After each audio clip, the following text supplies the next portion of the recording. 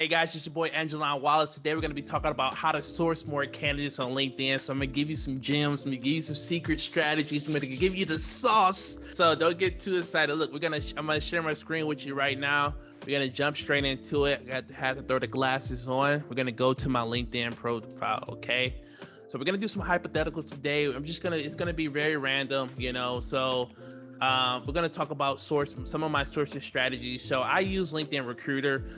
You don't need to use LinkedIn Recruiter, but I use LinkedIn Recruiter, and you can use Sales Navigator. You can use LinkedIn Lite, but there are some upsides to having Recruiter if you are, if you are interviewing or sourcing for other candidates. But let's just go with like some software engineers as well, okay?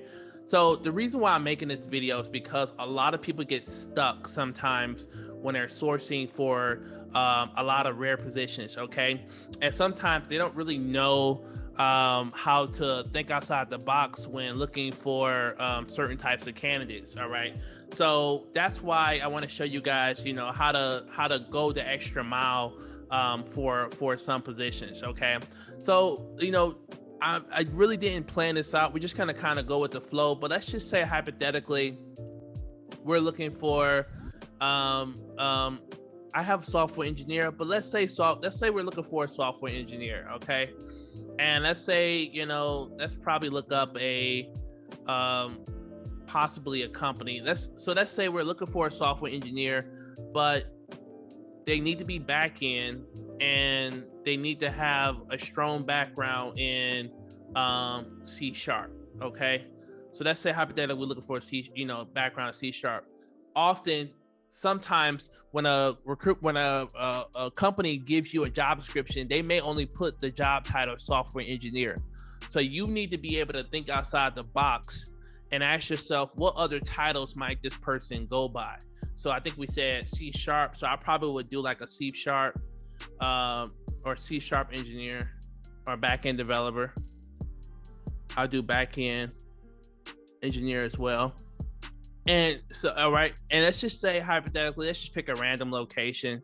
Let's pick like, let's make it hard. Let's make it hard. Let's do like Alabama. No, let's do Arkansas. Let's make it really hard.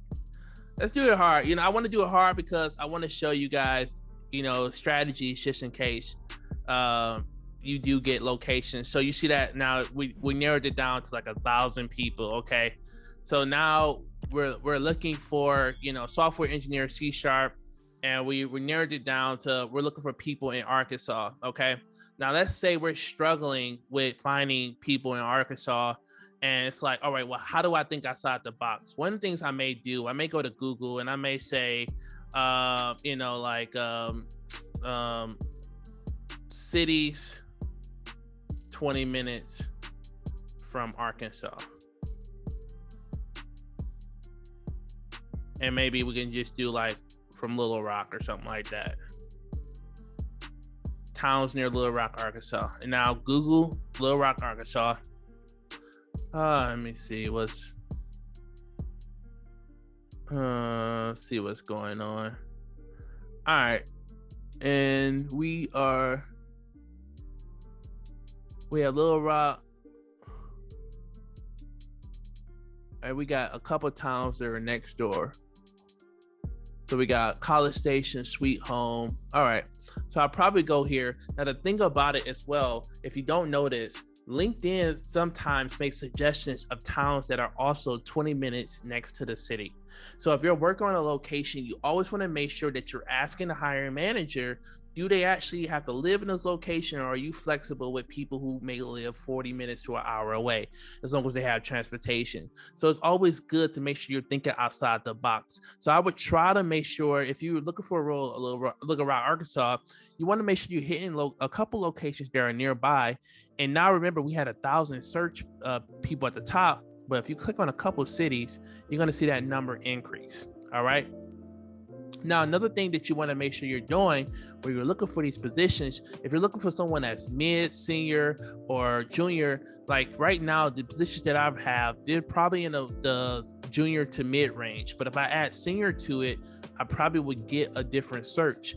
But you want to make sure you narrow it down. Now, often what people forget to do is that they forget to put current or past. So you want to make sure you're looking for people that currently have the titles or are working in that space, because they could have in the past been software engineers or backend engineers, but now they may be directors of IT, but we don't have time to check, 1,000 profiles. So I always like to hit current as well to make sure the search is more accurate at the end of the day. And, so now we got 600 applicants that look really good. Now, one of the things that I like to do sometimes as well is if we're looking for a certain years of experience, I may do an advanced search on my LinkedIn recruiter profile, and I may do something along the lines of years in current position, a minimum of, I may say from 4 years or something like that, 1 to 4.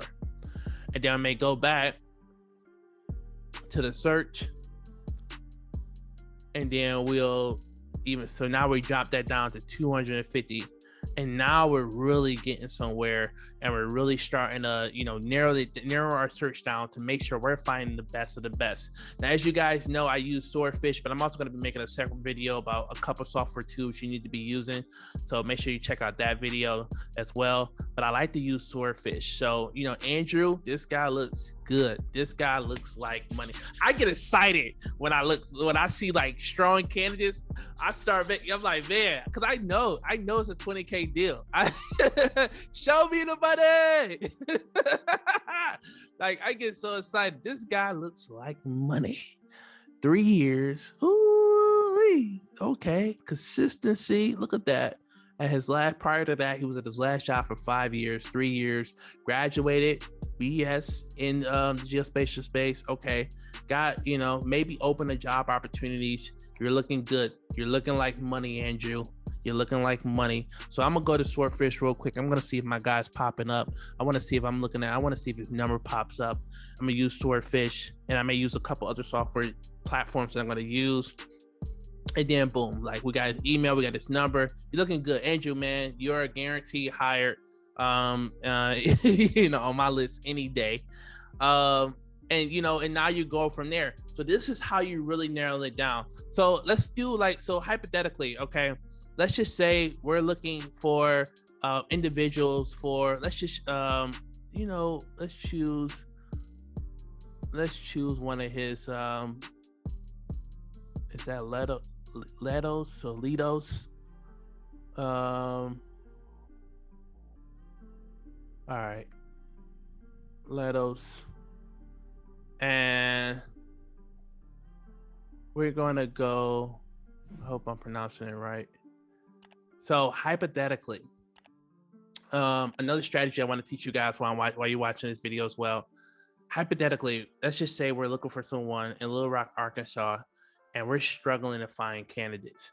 Sometimes the things I like to do is go to the company, and then when I go into employees, I really do a deep search I may filter in the companies, and I may type in like back-end engineer or something, or back-end or something like that. So I may type in back-end. I also may type in software engineer. All right. So we got Freddie popped up for that search. Let me go back. Let me just do software. We got 2,000. Okay. And sometimes what I like to do is I may switch up the location. So I may look at people in, a couple locations.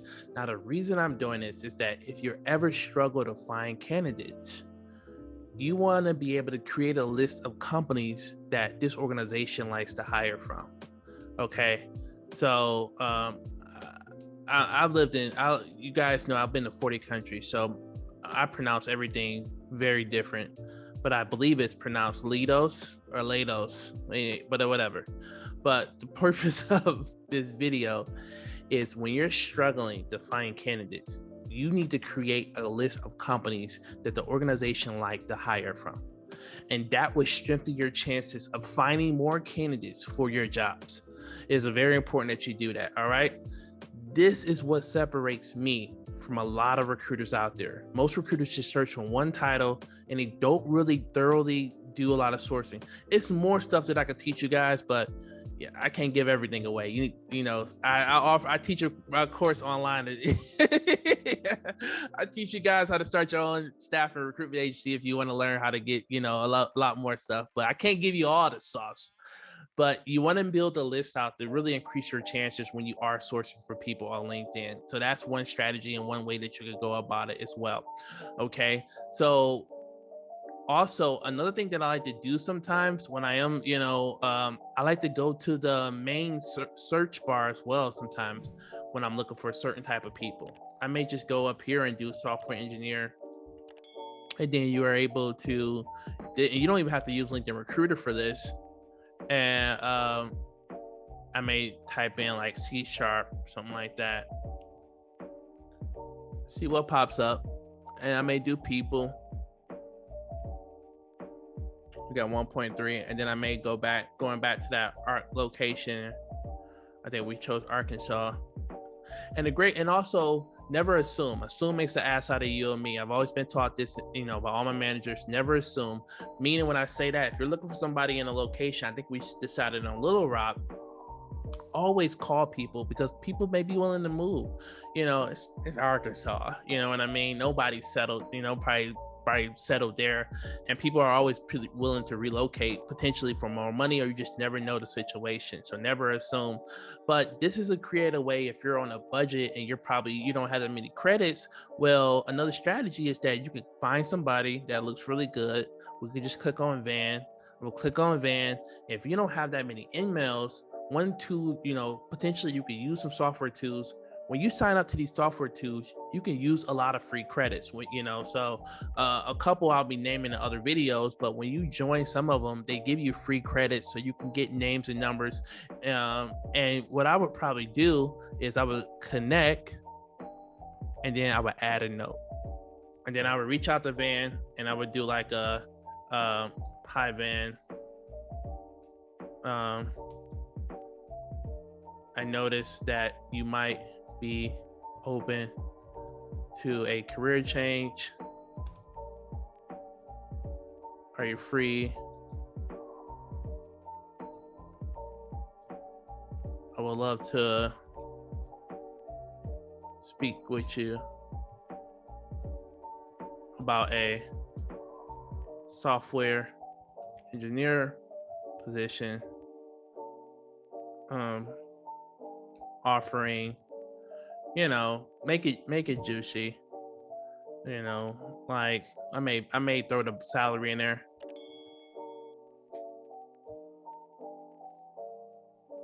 Plus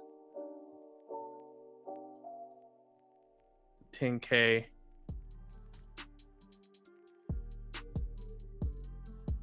Never tell candidates who your client is. Never tell people who your client is online. Always talk to them on the phone. If they don't talk to you on the phone, don't ever tell them who the client is. Protect your clients, because these candidates, they'll go apply directly behind your back and you're going to lose your bag. I want to protect you guys. If you're watching my channel, all of you are my kids. You're all my babies, so I got to look out for you. So I noticed you might be open to a career change. I'd love to speak with you about a software engineer position, offering, you know, a software engineer, maybe a remote. It could be in Arkansas, but it could be remote. But these are selling points. We want to get the candidate to respond back no matter what, and we want them to connect with us as well. You know, remote software engineer position, offer 140K place plus a 10K sign-on bonus. Are you free? If interested, can you please respond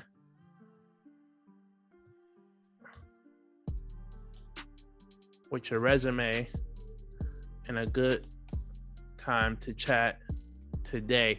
Always create sense of urgency. Always create sense of urgency. If you're not first, you last.